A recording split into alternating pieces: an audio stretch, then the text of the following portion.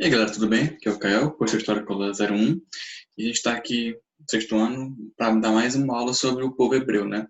Na aula passada a gente falou um pouco sobre a trajetória, né? De como eles saíram, como eles começaram na Mesopotâmia, depois foram para a Palestina, Egito, idas e vindas, características mais gerais. E na aula de hoje a gente vai falar um pouco mais de coisas, alguns pontos mais específicos. Essa aula vai ser um pouquinho mais curta, porque vão ser pontos mais específicos, mas eu queria separar isso para ficar mais fácil, porque deixar uma coisa uma aula muito demorada e tal, e ficar um ritmo meio lento. Beleza? Espero que estejam bem, espero que estejam tranquilos, estudando, fazendo exercícios, e vamos lá, beleza? Deixa eu compartilhar aqui a tela.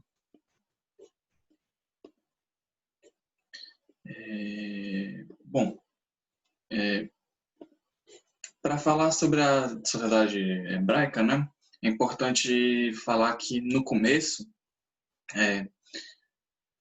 tudo era bastante coletivo, né? No começo do estabelecimento da civilização hebraica, né? Que todas as terras eram coletivas, todo mundo tinha terras, poderia usar e tal, que nem no começo das outras civilizações, né?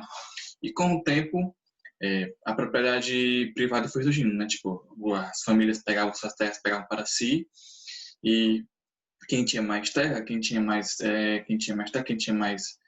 posses, tinha mais poder, né? E quem tinha menos terra tinha menos. Então, com o tempo, a sociedade hebraica ela foi marcada por uma intensa divisão social, né? De quem tinha mais terra, que quem tinha as famílias mais poderosas, quem tinha mais terra, quem tinha mais agricultura, e as famílias mais humildes que não tinham tanta terra, né? Tantos recursos. E isso vai se mantendo, né?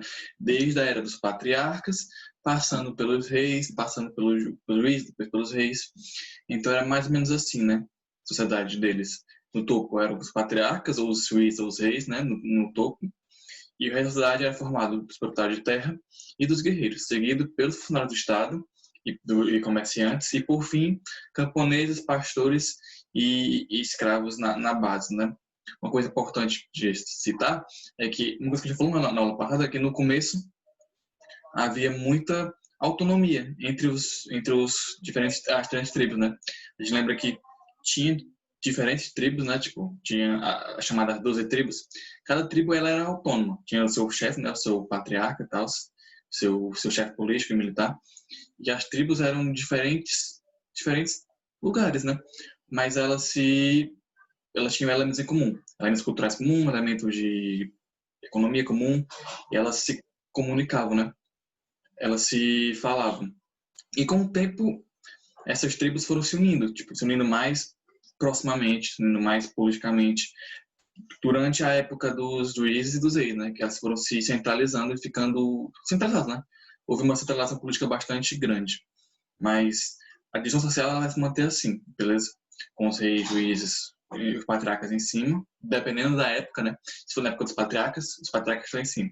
Se for os reis estão liderando. Se for os juízes estão liderando. E o resto da sociedade é formado pelos proprietários de terra, pelos guerreiros, seguido pelos funcionários do Estado, comerciantes e, por fim, os camponeses, pastores e escravos na base. Em relação à escravidão especificamente, os escravos poderiam ser tanto os hebreus, né, por conta de dívidas de imposto, dívidas de compras e tal, quanto estrangeiros, que eram prisioneiros de guerra, né? E ele poderia ter essa diferenciação, né? E a escravidão e a escravidão ela era mantida, né? Mas ela não era tão grande assim dentro do contexto do povo hebreu. E havia formas de sair dessa situação, né? Eles tinham alguns direitos, eles tinham o direito de ter família e tal, eles conseguiam sair dessa situação, né? Não era uma coisa tão, não posso falar, generalizada, que nem em outros povos, assim, beleza? E em relação à economia hebraica,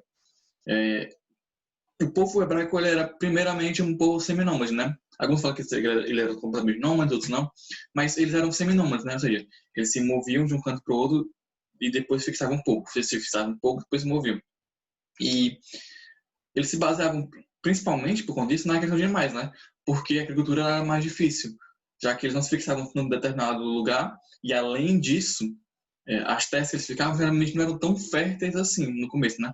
As terras de Ur, depois a parte da Palestina, não eram tão férteis para eles conseguirem se manter. E, ou seja, eles focavam muito na criação de animais. Com a centralização, né, depois que se fixaram de novo na Palestina, depois do Egito e tudo, eles conseguiram desenvolver um comércio melhor, né? Uma agricultura e comércio melhor e ter um maior desenvolvimento, construir obras públicas, Templo Salomão, construir estradas, tudo, a partir da centralização, né? Mas a economia hebraica era baseada principalmente na questão de animais, beleza? Eles sendo pastores, eles sendo criadores de animais. Tanto é que na Bíblia mesmo, né, tipo, nos livros antigos, muitas das metáforas, dos aspectos culturais são relacionados a pessoas que são pastores, né? Ao pastoreio, beleza? E é mais ou menos isso, beleza? Espero que tenha entendido. Aí no vídeo a gente vai falar um pouquinho sobre cultura e religião, beleza? Valeu!